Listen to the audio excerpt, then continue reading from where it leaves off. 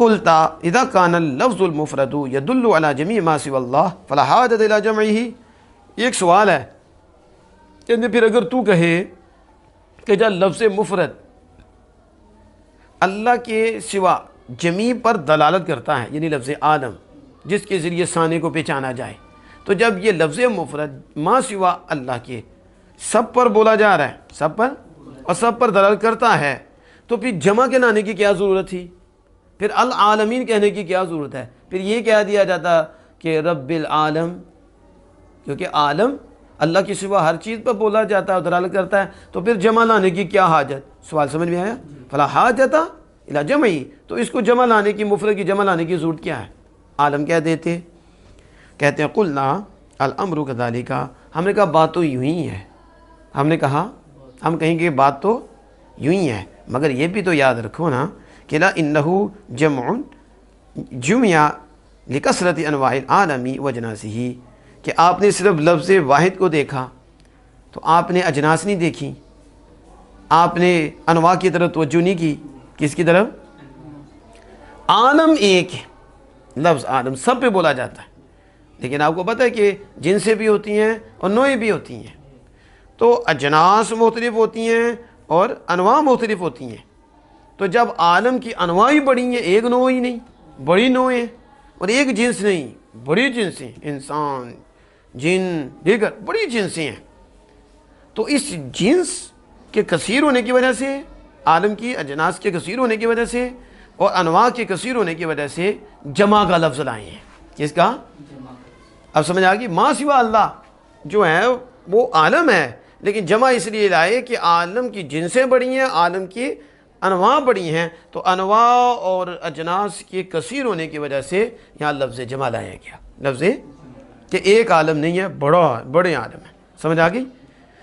اچھا، فَإِن قُلْتَ، پھر اگر تو کہے ما سوى اللہ علی نوعین، جو اللہ کے سوا ہیں، جو وہ دو قسموں پر ہیں، وہ ذی علم و غیر ذی علم، ذی علم والے اور غیر علم والے، علم والے اور وہ جن کے پاس علم نہیں.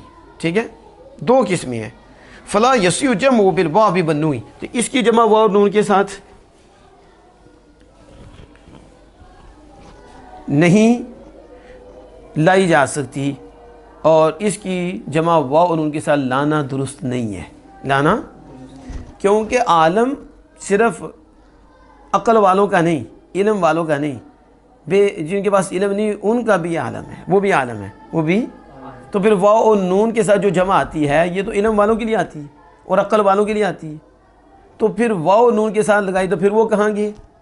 اس لیے واو اور نون کے ساتھ جمع لانا درست نہیں ہے. سوال سمجھ آ گیا؟ کہتے کیونکہ لِأَنَّهُ مُخْتَصٌ بِذَوِي الْعِلْمِ وَبِصِفَاتِهِمْ، کیونکہ یہ جو جمع ہے، یہ جو واو نون کے ساتھ آتی ہے، یہ علم والوں اور علم والوں کی صفات کے ساتھ مختص ہوتی ہے، ان کی صفات کے ساتھ مختص ہوتی ہے. تو ہم کہیں گے کہ جمعہ بالواو ون، اس کی جمع لانا واو اور نون کے ساتھ، اما یا تو اس لیے ہے کہ لِأَنَّ فِي معنی الوصفیت، یا تو اس لیے کہ اس میں وصفیت کا معنی ہے. کیا ہے؟ کس کا معنی ہے؟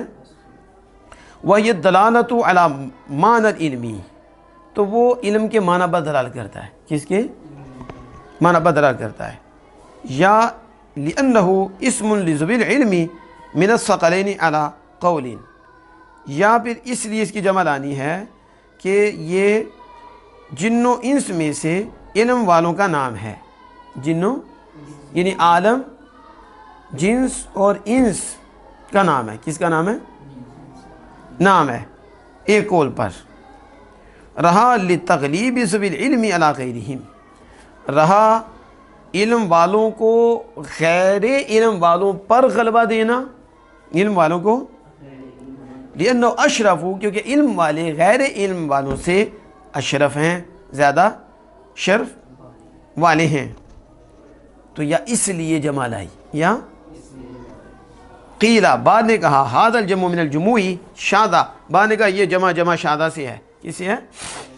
یہ قاعدے کے خلاف ہے کہ سنین و اردین و نحویہا، جیسے یہ بعد کا قول ہے، جیسے سنین یہ غیر ذوی العقول ہے، تو اس کی جمع عقل والوں کی آئی ہے، سنین، ارزین، سنون، اردون، ٹھیک ہے، ان جیسے یہ آئی ہے کیسے ایسے عالم بھی آئی ہے، لیکن انہوں نے وضاحت کرتے ہوئے اس چیز کو واضح کیا کہ واو اور نون کے ساتھ جمع لانا یا تو اس لیے کہ اس میں وصفیت کا معنی ہے، کس کا؟ وصفیت کا معنی کیا ہے؟ جس کے ذریعے ثانی کو جانا جائے، تو یہ تھا خالق کائنات جل وعلا کے ساتھ خاص ہوا، کس کے؟ اس بھی معنی غالب ہوا، لیکن وصفیت کیا ہے؟ جاننے کا آلہ کیا ہے؟ تو اس میں وصفیت کا معنی ہے، تو اس لیے وصفیت کا جب معنی ہوگا تو واو نون کے ساتھ جمع آئے گی، کس کے ساتھ؟ یہ آپ کو قاعدہ بعد میں بتائیں گے۔ تو وہ ذوی العلوم اور ان کی صفات کے ساتھ ہی مختص ہوتی ہے، صفت یہ جو علم والے ہوتے ہیں اور ان کی صفات کے ساتھ ہی پھر یہ جو ہوتی ہے واو نون کے ساتھ جمع لائی جاتی ہے، یعنی وہ جو بات وصفیت کا معنی ہو تو یہ علم کے معنی پر دلالت کرتا ہے، کس پر؟ تو اس لیے اس کی جمع واو اور نون کے ساتھ لائی، کس کے ساتھ؟ اور یا پھر اس لیے کہ علم والے جو ہیں یہ ثقلین ہیں، جن و انس ہیں، تو اس لیے واو اور نون کے ساتھ یہ جمع لائی ایک قول کے مطابق، ایک، اور یا پھر کہتے ہیں اس لیے کہ علم والے غیر علم پر غالب ہیں، جیسے آپ نے دیکھا کہ مرد کا ذکر کیا جاتا ہے، عورت بیچ میں ہوتی ہے، عورت کا الگ نہیں ہوتا، کیونکہ عورت مغلوب ہے، مرد غالب ہے، مرد تو تغلیباً عورت کو بھی حکم ہوتا ہے، عورت بھی شامل ہوتی ہے، لیکن غلبہ کس کا ہوتا ہے؟ مرد کا، اس لیے مرد بول کر کہ وہ لفظ مرد کا، لیکن مراد کیا لی جاتی ہے؟ عورت بھی، خطاب مردوں کو ہوتا ہے ظاہری، لیکن بیچ میں غالباً عورتیں بھی ہوتی ہیں۔ ایسے ہی واو نون کے ساتھ تو یہ ہیں علم والے، لیکن علم والے اشرف ہیں اور غالب ہیں اور مغلوب ہیں غیر علم والے، تو لہذا تغلیباً اس کی جمع واو اور نون کے ساتھ لائی گئی، کس کے ساتھ؟ اب اس کی سمجھ آ گئی تینوں کی۔ والعاقبۃ للمتقین، والمتقین کل بتایا تھا کہ خیر العاقبۃ للمتقین، حسن العاقبۃ یعنی حذف مضاف ہے، یہاں حذف مضاف کو حذف کیا گیا تھا تو وہ نکالا ہے باہر، خیر العاقبۃ اچھی عاقبت متقیوں کے لیے۔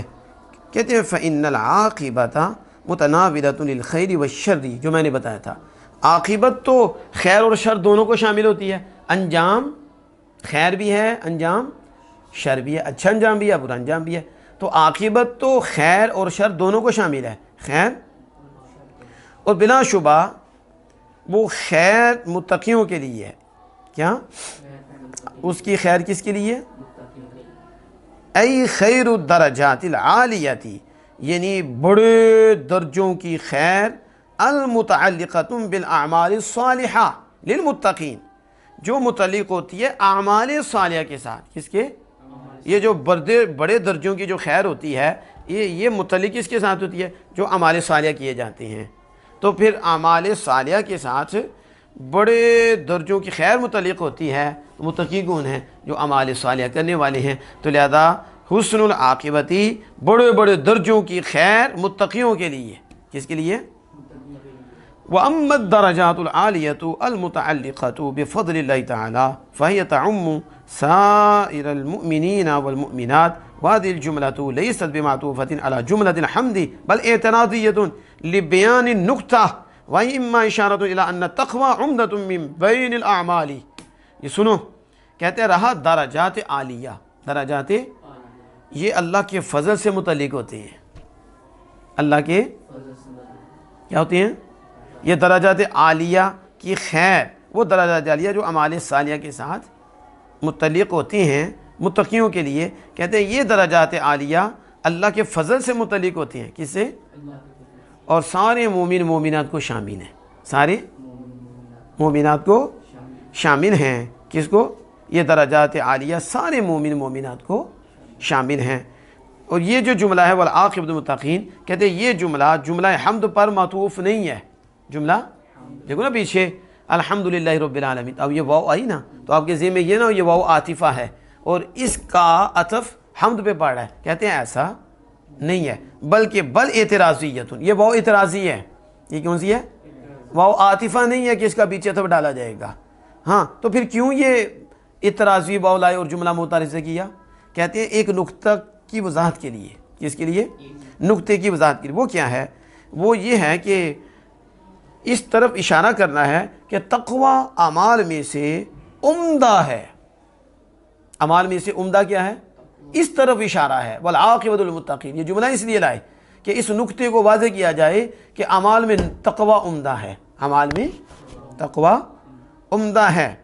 یا پھر اس طرف اشارہ کرنے کے لیے یہ اعتراضیہ اور والعاقبۃ للمتقین کا جملہ لائے کہ نجات ہلاکت سے نجات نہیں ہے مگر تقوی کے ساتھ. ہلاکت سے نجات کس سے ہے؟ تقوی کے ساتھ. کہ تقوی اختیار کرے گا تو جہنم میں نہیں گرے گا، جہنم میں نہیں جائے گا، ہلاک نہیں ہوگا، تباہ نہیں ہوگا. تو تباہی سے بچاؤ کا ذریعہ تقوی ہے. تو والعاقبۃ للمتقین بیان کرنے میں یہ نقطہ ہے. سمجھ آ گئی؟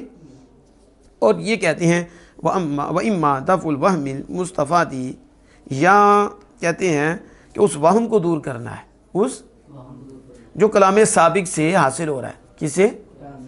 وہ کیا؟ جب اللہ پاک جب یہ کہا مصنف نے الحمدللہ رب العالمین، الحمدللہ توہما، تو وہم ہوا کہ اللہ تعالی جب رب العالمین ہے، جب تو کان خیر العاقبۃ للعالمین ایدن، تو کان خیر العاقبۃ، تو پھر اچھی عاقبت جو ہے، ٹھیک ہے، عالمین کے لیے بھی ہوگی. اچھی عاقبت جب اللہ رب العالمین ہے تو پھر عالمین کے لیے اچھا انجام بھی ہوگا. کیا ہوگا؟ اس کو دور کیا. یہ جو وہم پیدا ہو رہا تھا، اپنے اس قول سے اس وہم کو دور کیا کہ والعاقبۃ للمتقین، والعاقبۃ رب العالمین سب کا ہے لیکن اچھا انجام متقیوں کا ہے، سب کا نہیں. سب کا رہا تصریح کے لیے تو بئی طور کہ خیر درجات الآخرہ للخاشعین، یعنی تصحیح واضح ذکر کرنے کے ساتھ کہ آخر کے درجات کی بلائی خشوع و خضوع کرنے والوں کے لیے. کس کے لیے؟ یا پھر تخصیص کے ساتھ. کس کے؟ اس کو ذکر کیا، وہم کو دور کیا. تخصیص کیا کہ بات تعمیم، تعمیم کے بعد کس کے؟ وہ ہے ذکر النبی صلی اللہ علیہ وسلم، وہ نبی کرم صلی اللہ علیہ وسلم کا ذکر کرنا ہے. کیا ہے؟ اولاً فی زمرۃ المتقین، متقیوں کے جماعت میں. کیوں؟ لأنہ اتقى المتقین وازہد زاہدین، آپ متقیوں میں سب سے زیادہ متقی اور سب سے زیادہ آپ زاہد ہیں. ثم خصصہ بالصلاۃ علیہ، پھر اس کو درود بھیجنے کے ساتھ لکمال المدح، کمال مدح کے لیے خاص کر لیا. کیا؟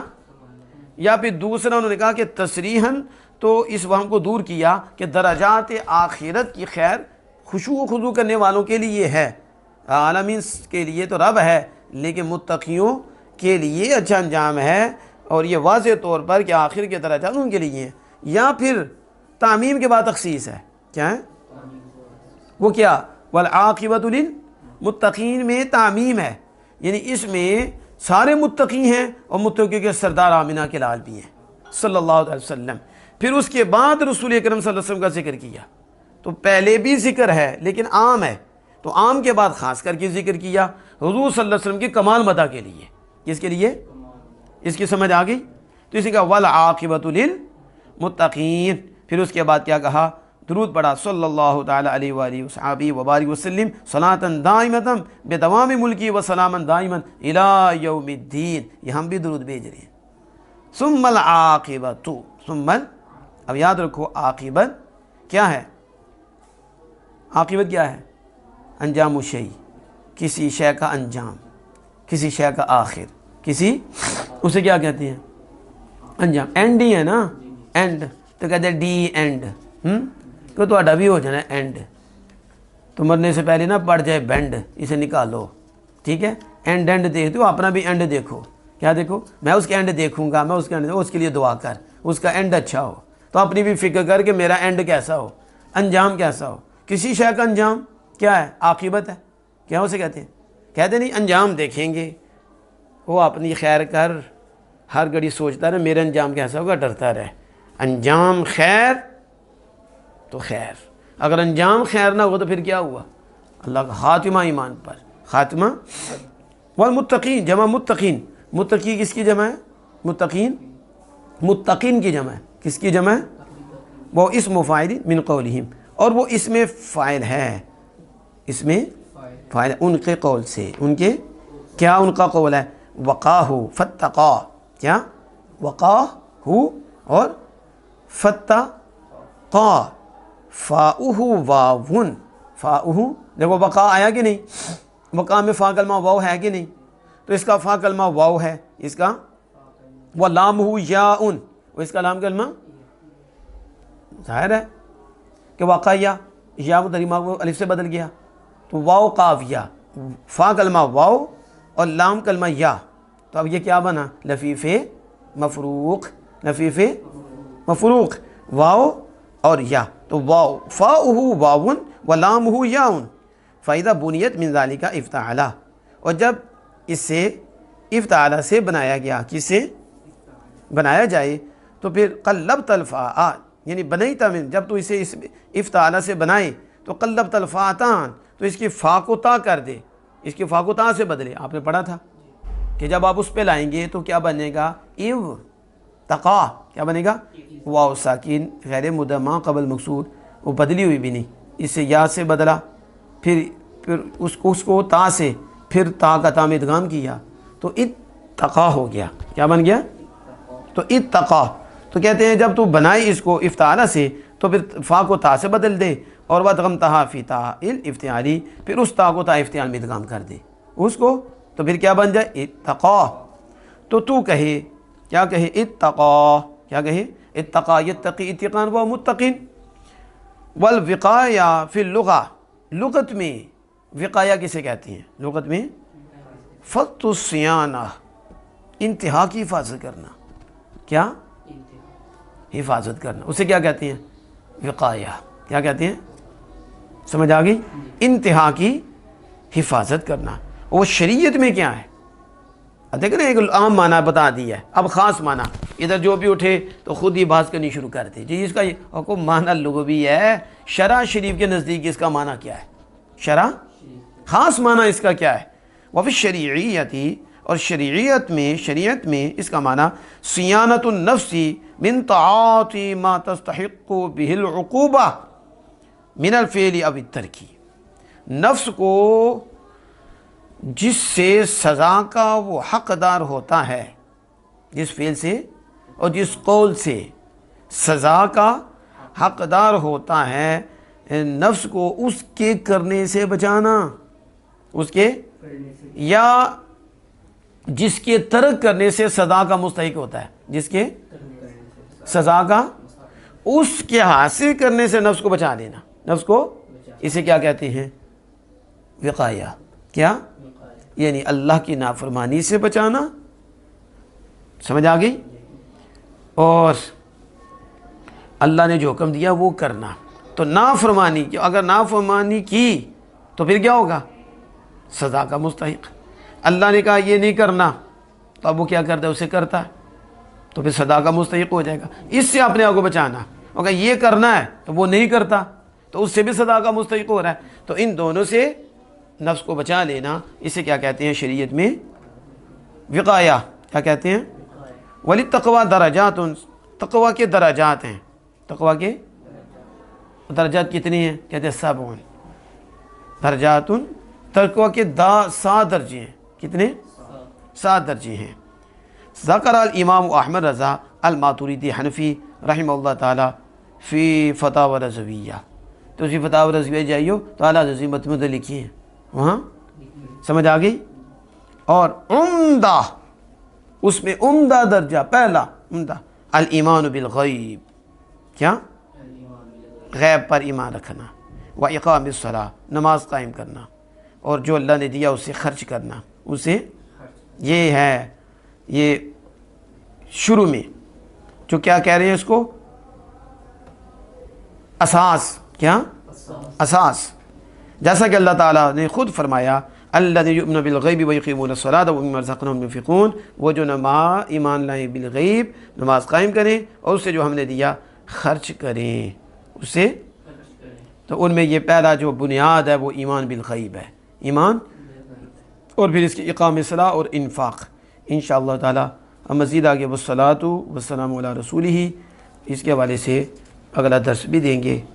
تو اللہ پاک نے ہمت دی، اللہ پاک ہمیں عمل کی توفیق دے اور آقا دو جہاں صلی اللہ علیہ وسلم کے صدقہ سے ہر شر سے بچائے، حاسد کی حسد سے بھی بچائے اور قرآن و حدیث کا فہم نصیب فرمائے، اس کے لیے اصول کو صحیح یاد رکھنے سمجھنے کی توفیق عطا فرمائے۔